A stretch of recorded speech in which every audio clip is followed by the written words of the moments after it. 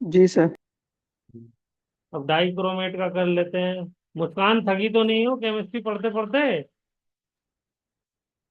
नहीं। चलो बस 15 मिनट, 10 मिनट और।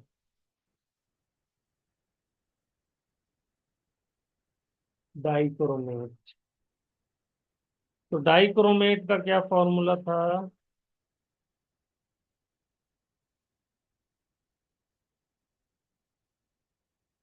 बोलिए।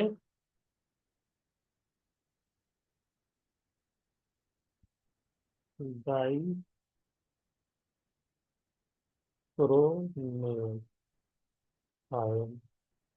क्या फॉर्मूला था उसका? Cr2O7 - 2। सेवन हाँ माइनस। Two minus. इसका स्ट्रक्चर कैसा था? क्रोमियम, ऑक्सीजन, फिर क्रोमियम, और फिर उसके बाद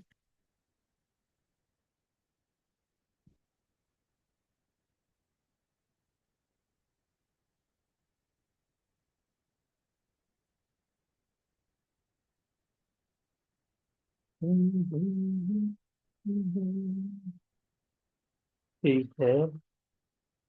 तो हम्म,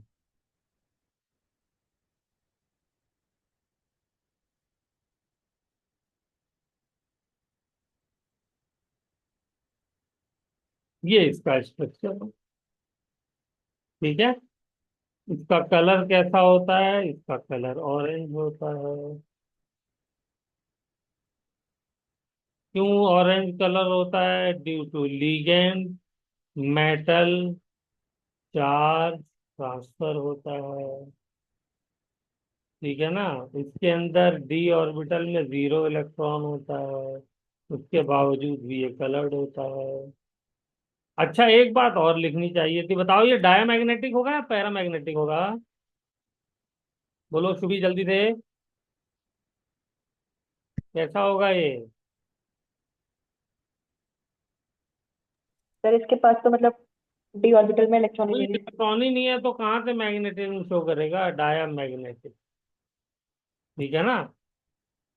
यस सर। पैरामैग्नेटिक होने के लिए तो अनपेयर्ड इलेक्ट्रॉन चाहिए ना, तो डायमैग्नेटिक होगा। तो ये भी जो है वो डायमैग्नेटिक हो जाएगा।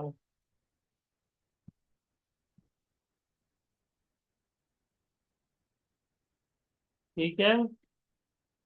इसकी ज्योमेट्री यस भी सर। टेट्राहेड्रल होती है। आप ये चार को देखो तो ये चार की जो ज्योमेट्री है, ये कैसी है? टेट्राहेड्रल। TD, tetrahedral. इन चार को देखोगे तो ये भी टेट्राहेड्रल है। ठीक है। तो tetrahedral yes sir.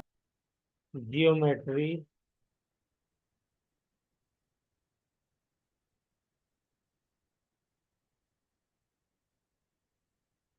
Of both chromium.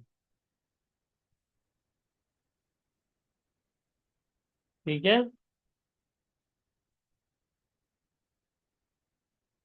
लिख लिया। इसके अंदर कितने पी पाई डी पाई बॉन्ड है? पी पाई डी पाई, पी पाई डी पाई। दो इधर है, दो इधर है।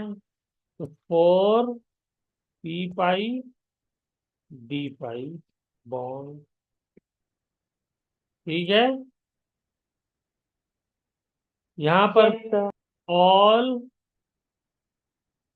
क्रोमियम, ऑक्सीजन बॉन्ड, बताओ, इक्वल होंगे और नॉन इक्वल होंगे? Sir unequal. हाँ, नॉट इक्वल।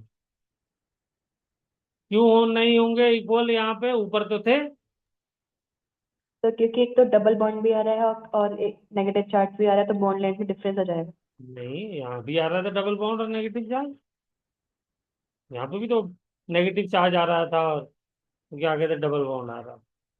यहाँ पे कोई क्रोमियम को जोड़ने वाला नहीं ऑक्सीजन था। ये जो रेजोनेंस में ये वाला बॉन्ड है, ये वाला, ये पार्टिसिपेट नहीं करेगा रेजोनेंस के अंदर। जी सर। ये वाला बॉन्ड, ये वाला बॉन्ड जो है रेजोनेंस में पार्टिसिपेट नहीं करेगा। जी सर। तो इसलिए इसकी जो बॉन्ड लेंथ होगी वो डिफरेंट होगी। और बाकी जो छह हैं, ये ये ये इन सबकी बॉन्ड लेंथ अलग होगी, यानी इनकी छह की एक जैसी होगी और इन दोनों की एक जैसी होगी। क्लियर जी होगी सर। मेरी बात? तो इस बात को लिखिए जल्दी से, और डायग्राम में इसको बना लीजिए। हो गया? जी।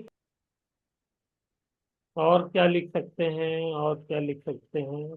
इसी बात को लैंग्वेज में भी लिख देते हैं कि जो टर्मिनल वाले हैं, terminal chromium oxygen bond length क्या होगी? लेस देन होगी ब्रिजिंग, जो ब्रिज करने में काम आ रहा है दो क्रोमियम को जोड़ने में, क्रोमियम ऑक्सीजन बॉन्ड लेंथ। ठीक है ना? क्यों? इसलिए कि इसमें डबल बॉन्ड कैरेक्टर है टर्मिनल वालों में, और इसके यस। अंदर कोई भी डबल बॉन्ड कैरेक्टर नहीं है, और हमें मालूम है नंबर ऑफ बॉन्ड बढ़ते हैं तो क्या हो जाता है, डबल बॉन्ड कैरेक्टर बढ़ जाता है और बॉन्ड लेंथ छोटी हो जाती है। ठीक है? Yes sir. बोलो मुस्कान, क्लियर है ये बात? Yes sir. चलिए। अच्छा चलिए, यहाँ पे average chromium oxygen bond length अगर मैं पूछ लूं, average chromium oxygen bond order, तो क्या हो जाएगा?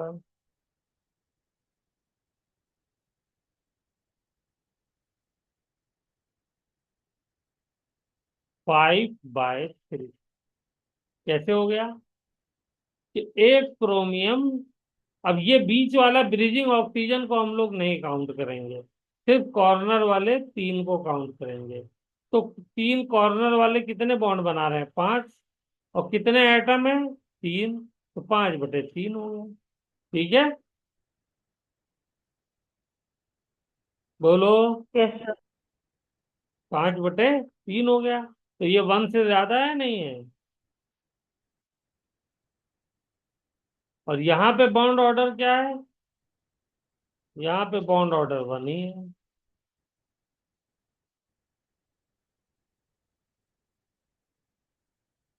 ठीक है ना? 2/2। Yes sir. यहाँ पे बॉन्ड ऑर्डर क्या है? यहाँ पे बॉन्ड ऑर्डर 1 से ज्यादा है। इसीलिए 1 में बॉन्ड ऑर्डर कम है, 1 है तो वहां पे बॉन्ड लेंथ ज्यादा है।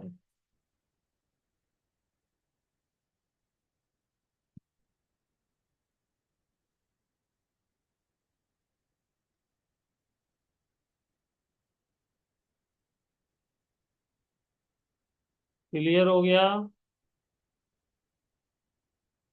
बोलिए। Yes sir.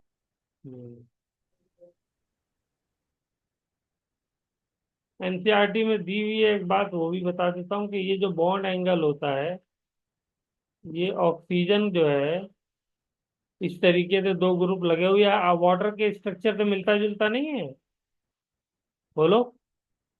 तो इसमें दो लोन पेयर होते हैं।